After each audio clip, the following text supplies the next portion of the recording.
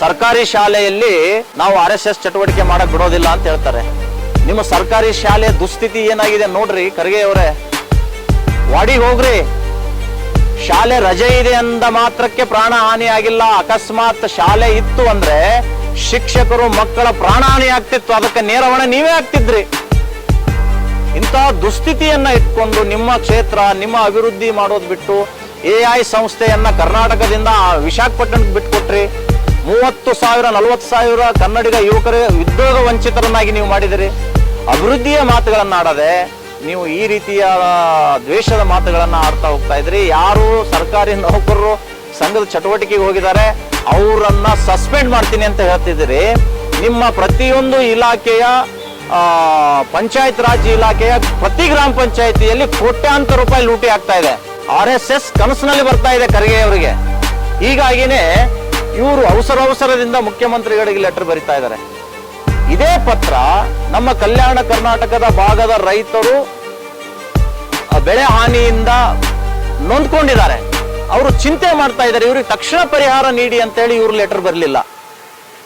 ತಮಗೇನ್ ಬೇಕೋ ತಮಗೇನು ಅವಶ್ಯಕತೆ ಇದೆಯೋ ಮತ್ತು ಮುಸ್ಲಿಮರಿಗೆ ಖುಷಿ ಪಡಿಸುವುದಕ್ಕೆ ಏನ್ ಮಾಡಬೇಕೋ ಅದನ್ನ ಇವತ್ತು ಇಲ್ಲಿಯ ಸಚಿವರು ಮಾಡ್ತಾ ಇದ್ದಾರೆ. ಇದು ಅತ್ಯಂತ ಖಂಡನೀಯವಾಗಿದೆ.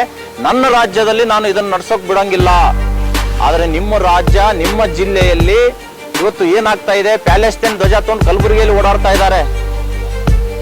ಪಾಕಿಸ್ತಾನ್ ಜಿಂದಾಬಾದ್ ಅಂತ ಹೇಳ್ತಾ ಇದ್ದಾರೆ. ಮತ್ತೆ ನಮ್ಮ 100 ವರ್ಷದ RSS ನ ಅವಮಾನ ಮಾಡ್ತಾ ಇದ್ದಾರೆ. ವಾಜೀದ್ ಅಹಮದ್ ಅನ್ನುವಂತ ವ್ಯಕ್ತಿ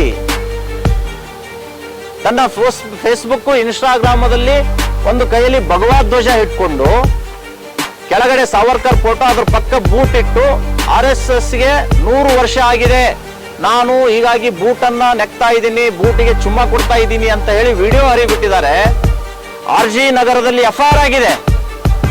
ಆದ್ರೂ ಅಲ್ಲಿಯ ಪೊಲೀಸ್ ಅಧಿಕಾರಿ ಕುಬೇರ್ ರೆಹಮಾನ್ ಇವರಿಗೆ ಟಚ್ ಮಾಡ್ತಾ ಇಲ್ಲ. ಯಾಕೆ? ಆ ವ್ಯಕ್ತಿ ಮುಸ್ಲಿಂ ಇದ್ದಾನೆ, SDPI ಪಕ್ಷದ ಸ್ಪೋಕ್ಸ್ ಮ್ಯಾನ್ ಇದ್ದಾನೆ ಅಂತ ಹೇಳಿ. ಆದ್ರೆ ಮೊನ್ನೆ ಅಂಬಿಗರ ಚೌಡಯ್ಯನವರ ಪುತ್ಥಳಿಗೆ ಅವಮಾನ ಆಗಿದೆ ಅಂತ ನಮ್ಮ ಕಾರ್ಯಕರ್ತರು ಹೋರಾಟ ಮಾಡಿದ್ರೆ ಠಾಣೆಗೆ ಕರೆಸಿ ಬಡಿಗೆ ತಗೊಂಡು ಹೊಡಿತೀನಿ, ನಿನಗೆ ನಿನ್ನ ದೊಡ್ಡ ಲೀಡರ್ ಆಗ್ಬೇಕಂದೀಯ ಅಂತ ಹೇಳಿ ಕಾಂಗ್ರೆಸ್ನವ್ರ ಮಾತು ಕೇಳಿ ನಮ್ಮ ಯುವಕರಿಗೆ ಅಂಜಿಸಿದ್ದಾರೆ ಆ ಕುಬೇರ್.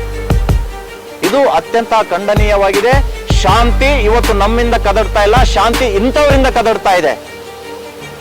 ಅಶಾಂತಿಯ ಮಾತುಗಳು ಇವತ್ತು ಸಚಿವರಾಡ್ತಾ ಇದ್ದಾರೆ. ಇದಕ್ಕೆ ಇಲ್ಲಿಯ ಕರ್ನಾಟಕದ ಮುಖ್ಯಮಂತ್ರಿಗಳು ನಿರ್ಬಂಧ ಇರಬೇಕು. ಬಾಯ್ಕಟ್ RSS ಅಲ್ಲ, ಬಾಯ್ಕಟ್ ಮಂತ್ರಿಗಳು ಅಂತ ಹೇಳಿ ನೀವು ಫರ್ಮಾನ ಹೊರಡಿಸಬೇಕು. ನಿಮ್ಮ ಮಂತ್ರಿಗಳು ಬಾಯಿ ಮುಚ್ಕೊಂಡಿದ್ರೆ ರಾಜ್ಯ ಬಹಳ ಶಾಂತವಾಗಿರುತ್ತೆ. ರಾಜ್ಯ ಅಶಾಂತಿ ಆಗ್ಬೇಕಾದ್ರೆ ನಿಮ್ಮ ಮಂತ್ರಿಗಳಿಂದಲೇ ಅನ್ನುವಂಥದ್ದು ನಾನು ಹೇಳ್ತಾ ಇದ್ದೀನಿ.